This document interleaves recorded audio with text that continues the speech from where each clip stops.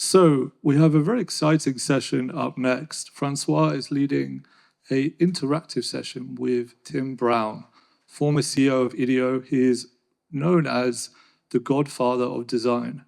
Looking at aspects of design thinking, he's looking into what is the next of AI. I had the privilege to open today's session, and I actually have the privilege of closing it again. And thinking about, also building on the previous session, where we're thinking about the future, thinking about change, and thinking about kind of the whole world really changing, I think there's no better person than Tim Brown to join us on the session. And Tim's joining us from Palo Alto. Morning, Tim. Have you had your coffee? Morning. Yeah, morning, Francois. Yeah, actually, I'm in Sonoma, California, which is even nicer than Palo Alto in my view. But yeah, we've got like a heat wave going on here. It was 90 degrees yesterday, or what, I don't know what that is, about 32, 33 or something. So we're expecting the same today. So we're in firmly out of winter time. Amazing. So Tim was for many years the CEO at the design firm IDEO. And I think one of the things that for me has always stood out about the work that IDEO has been doing is it's always about rethinking what the future is, rethinking what's next. And a lot of that happened under Tim's leadership. So maybe, Tim, just to kick us off, if we had to think about this idea of what's next when we, in the world, we've just been speaking about AI and all the aspects of change that we're going into, how should we be thinking about that going into kind of, as we leave here, we're closing out this day today?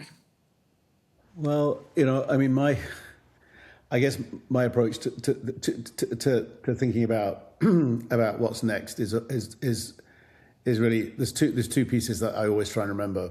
One is what's going to happen after the thing that everybody's already is focused on right now, right? I mean, what's next after what everybody thinks is next? And we can come back to that because everybody's talking about AI right now and a particular aspect of AI, but I think it's worth thinking about what comes beyond that. And as I say, maybe we'll chat about that in a bit. The second thing is that I always try and think about is like what's important to the people. Because if you really focus on what's important to people, you'll maybe have a better insight as to which way the world's going to end up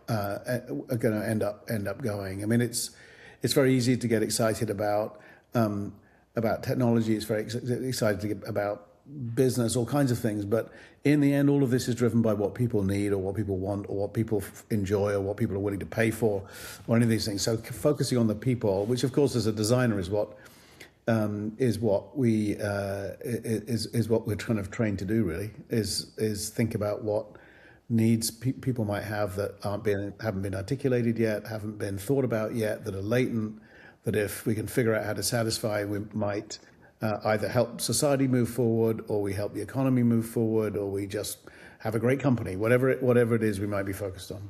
So Tim, I guess you guys have gone through some various changes in the past with similar kind of changes with the technology, the dot-com boom. I would say there's been various changes that at IDEO you guys have helped navigate from various perspectives. I think one of the things for me that stood out about your work has been always the idea of design thinking. Are these kind of tools still relevant as we're going into the AI era and the revolution? I think so. And in some ways, maybe more relevant because AI is empowering some of those tools in a way that that's quite exciting. Because really, all design thinking is a sort of an articulation of what all creative people do, what all designers do, but kind of described in a way that, at least this was always my intent, described in a way such that those who haven't gone through any kind of formal design training can actually understand and maybe somehow practice. And in the end, they're really about the kind of sort of relatively simple idea of where do you look for inspiration, where do you look for ideas, where do ideas come from, how do you then develop those ideas in a way that is both kind of as creative as possible, but also as relevant as possible to the people that you might be trying to solve problems for. and then finally, how do you get that out into the world in a way that's not just kind of feasible from a kind of technological perspective, but also viable from a kind of a sustainability business perspective. And so all of that's still relevant to the future, still relevant now, I think. But as I said, what AI is doing, interestingly enough, is and in fact, as every generation of information technology has done, is it is empowering that creative problem-solving process in a way that we haven't seen before. We now have tools for gathering vastly more insight than we've ever had before about users and about markets. We have tools for synthesizing and processing those insights in a way that helps us understand what the possibilities for the future might be. We have new ways of kind of visualizing and exploring ideas. Often now, people who don't necessarily have innate talent for drawing or building things can use these tools to create prototypes or create visualizations of their ideas in a way that we haven't been able to before. And we have tools for deploying new ideas in the forms of experiments, or in the forms of production code, or even production physical objects in a way that we've never had before. So in every aspect, that design thinking framework is now empowered and enabled and magnified and leveraged with some of these technologies that we're getting our hands on. One of the ideas we had with this chat with Tim was to actually have a bit of a Q&A, and we've been collecting a bunch of questions throughout the day that people kind of came up with as we ran through these sessions. But if there are any other questions, please just raise your hands. Happy to kind of, it's a great opportunity to ask one of the big thinkers in design about, these topics, like future-facing topics. So just grab my eye if you'd like to ask them a question. But one of the ones that stood out to me, Tim, was on the questions, there was a question around a lot of these offices, a lot of family offices are small organizations, and let me just repeat it again, small organizations managing a lot of complexity.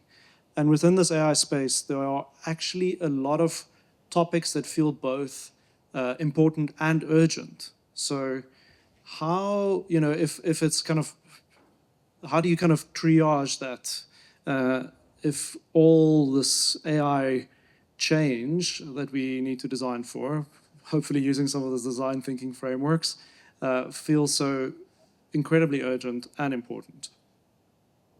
Yeah, well, that is one of those kind of million-dollar questions, isn't it, really? I mean, how do we make sense when the pace of change is as it seems to be? Again, I would go, for me, I go back to try and understand what the kind of sustainable eternal truths might be, and use those to help guide what might be important. I think we can find ourselves getting overwhelmed with all of every new announcement about every new model and every new tool, every new efficiency that's getting created. But I mean, I would I would encourage anybody, whether they're running a family office with a small team, or a team inside a large company, or a startup, to try and take the time to step back a little bit and try and understand what some of these kind of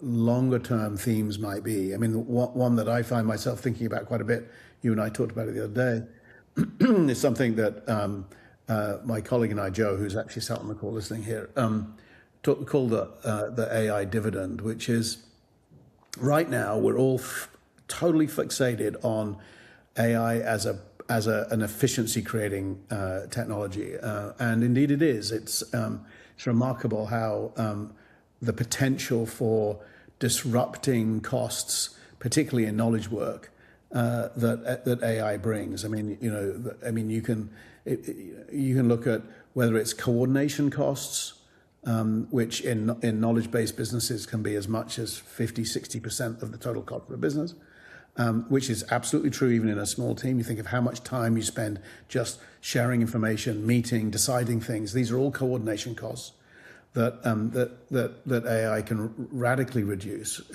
potentially.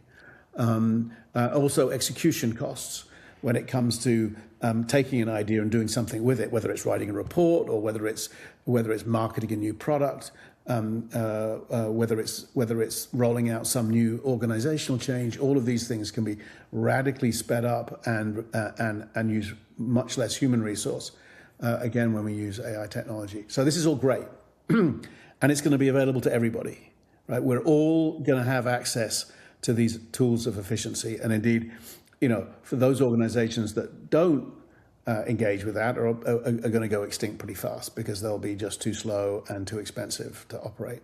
So clearly, we all need to embrace these AI-enabled tools for efficiency. But if we all have them, then we all get the same benefit, which is innately a commoditizing force, right? So, and so all organizations will find themselves chasing efficiency, which will eventually, have a diminishing returns.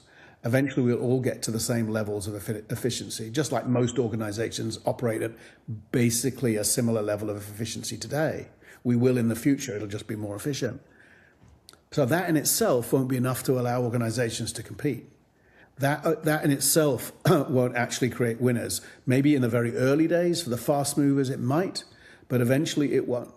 Because, indeed, for many kinds of organizations, this is going to be true for consulting organizations, which is a huge industry. It's going to be true in the legal world. It's going to be true in accounting. It's going to be true potentially even in manufacturing. Is that commoditizing effect will also depress prices.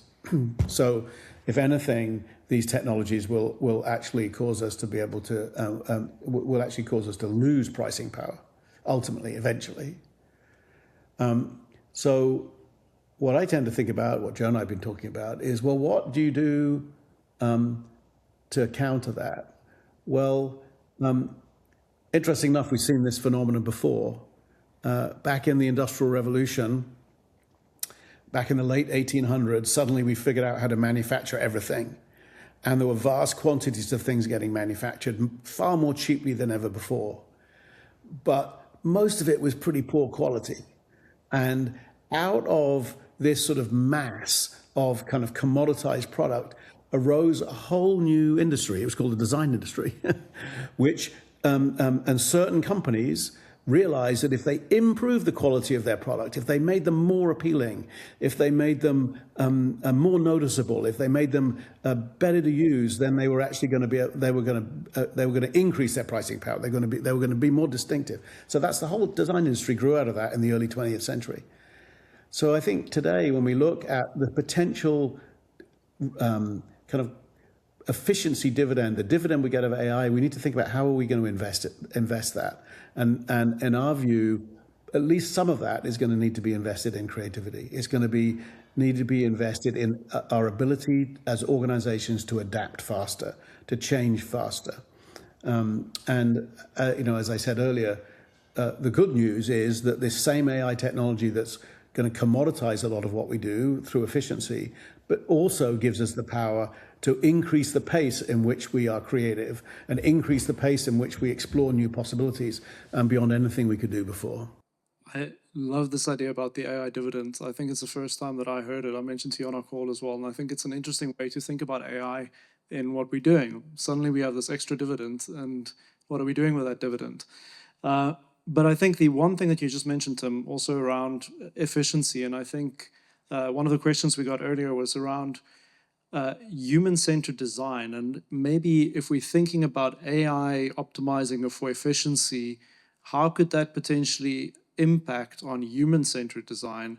And the question is actually asking whether it's more of a narrative than a practice.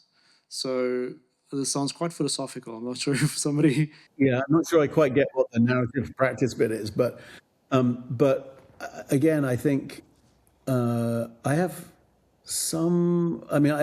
actual faith in us as human beings, right? That we things that are focused purely on efficiency and that become repetitive and the same, we just get bored of, right? We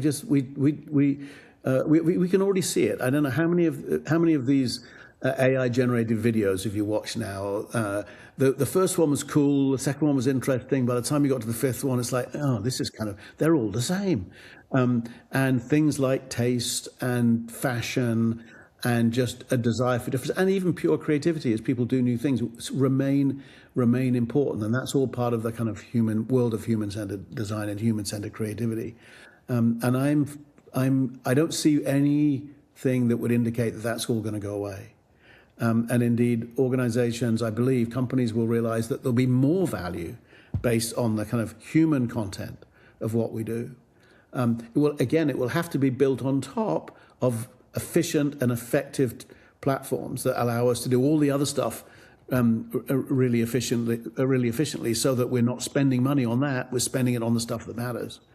But I genuinely believe that the kind of human part of many of the kinds of experiences that we have, I mean, across the spectrum, not just the kind of consumer products we buy or the consumer experiences and entertainment, but I think it's going to remain true in healthcare, it's going to remain true in education, it'll remain true in a lot of sectors, that the kind of the human component, because we are ultimately serving humans with whatever it is we do, will remain important. It's pretty reassuring.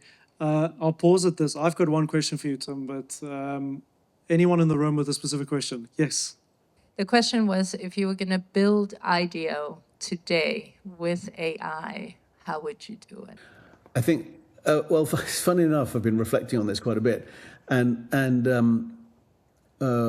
much in terms of the way IDEO was built, I still think it's relevant to today, to the world of AI, because IDEO was built around the idea of small, very autonomous, very flexible, very interdisciplinary teams. And I actually think that is the future of the way organizations need to be built in the age of AI.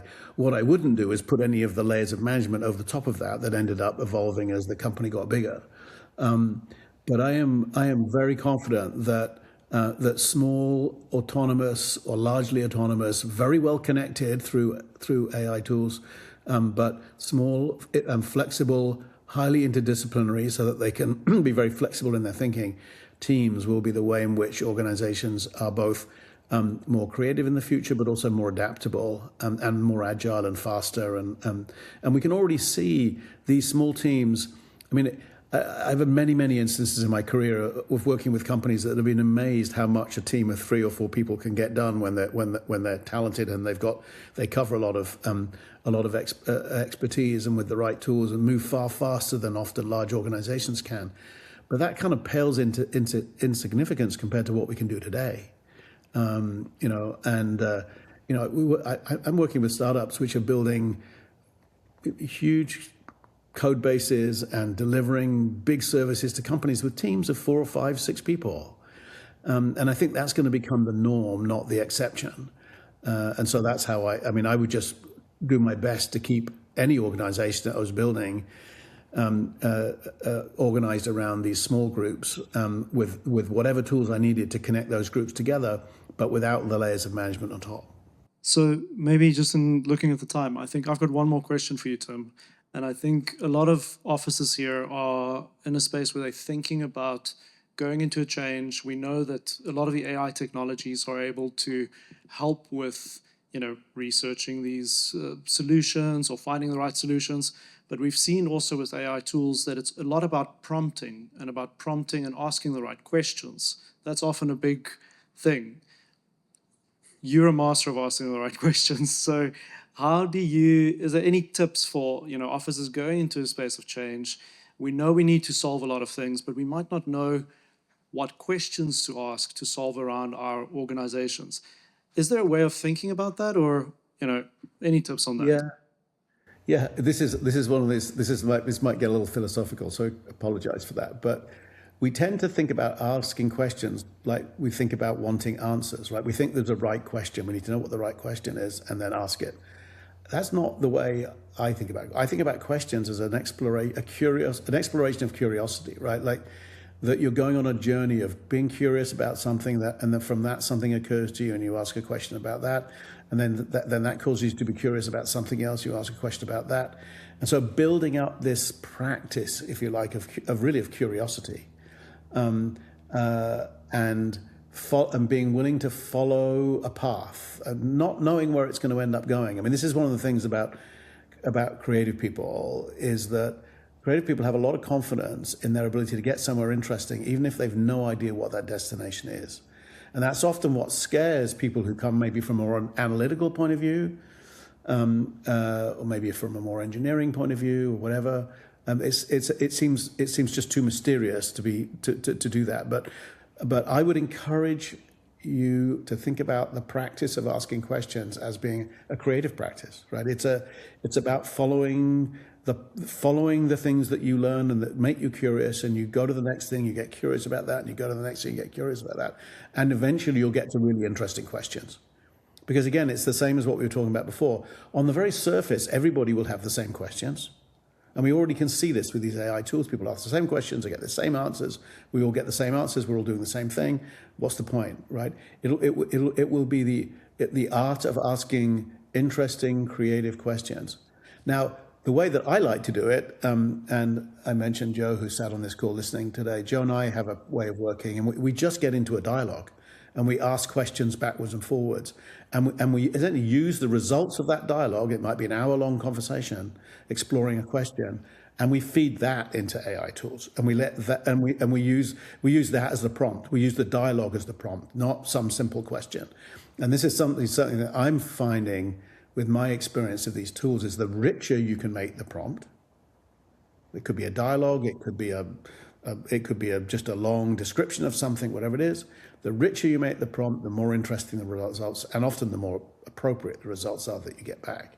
So I'm no expert on prompt engineering or prompting, but I think I've spent a career trying to find interesting ways to ask questions, and I think maybe those two worlds are quite similar.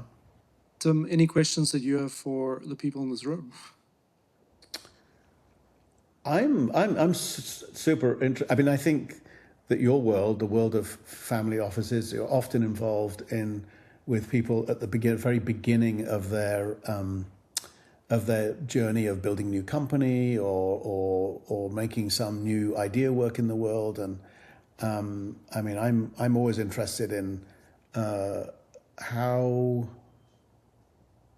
you see the future of that. What are you excited about? What are you? And I'm not expecting you all to be able to answer now, but I think one of the things I've noticed is that institutional investing, large scale investing, even venture investing, which I have quite a lot of exposure to here in the Bay Area, is getting to be such large scale. And yet the future, as I see it, is one where small ideas can get big quite quickly, with not necessarily, at least at the beginning, needing lots of funding to do that. That feels to me, that's a world of relationships. So that's a world of people meeting people and getting excited about each other's ideas and then trying to help them build it. And I'm just wondering whether you will feel the same way or not. I mean, I see a lot of head nodding. One question at the back there. Kelton, Hi, that's interesting. How can we beat the Americans? Do you need to? I mean, I know, just watch the news. Do you actually need to help beat the Americans? I won't say any more than that. I've lived for most of my career here in California, and partly that's because it's a fairly attractive place, and partly it's because there's just so much, and it's become this kind of huge critical mass of people with ideas, which has always excited me. But there are lots of other parts of the world where people have ideas. What there may not always be is the enthusiasm to support those ideas, to help people along the way, to give them, provide funding that they need in order to invest in those ideas. And that's how it all started in Silicon Valley. This is how it started in the US. It was people with optimism and passion for their ideas, and other people that were willing to help. And that's really all it is, right? I mean, whether that's the birth of venture capital here in Silicon Valley, or even good old, American entrepreneurialism that's been around for, a couple of hundred years, it was very much people with passion, people with ideas, and other people prepared to help. And I think that so. And it's for me. Then it's not a question of much of how do you beat the Americans. It's how do we have that be something that exists worldwide? Because it's not like we're running out of problems to solve, right? It's not like we're running out of opportunities to explore. There's a vast ocean of them that we haven't even tapped into, and I think it's an ocean with no limit. There will always be interesting ideas and needs that we have as a species. So many of them of which are to do with problems that we've caused for ourselves, of course. But there we go. So I would focus on passion and being prepared to help. So just before I let Tim go, just one small announcement, I guess. We've been working together with Tim for the last couple of months, almost a year actually, on figuring out how we can collaborate in terms of bringing some of Tim's thinking to family offices. So basically anybody in this room and a select few offices throughout the next year will have the opportunity to also work with Tim and explore some of the questions that you might be sitting and working with.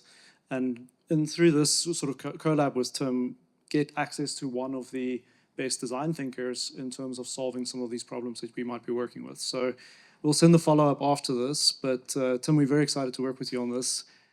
Yeah, well, I'm very excited too. As I said before, I think the world in which you all exist in and represent is incredibly important for the future. I also think that there's a sort of a natural inclination towards views that I have around being human-centered that you have in your part of the world. I truly love Copenhagen and come whenever I can. I wish I could have made it there for this for your meeting today. But yeah, I really hope that we can find some ways to work together. I would enjoy that very much and would enjoy the dialogue. Thank you so much, Tim. Thank you. Thanks. Yeah, thanks very much. Thanks, it's been great. Okay. Thank you. Enjoy the rest of your afternoon.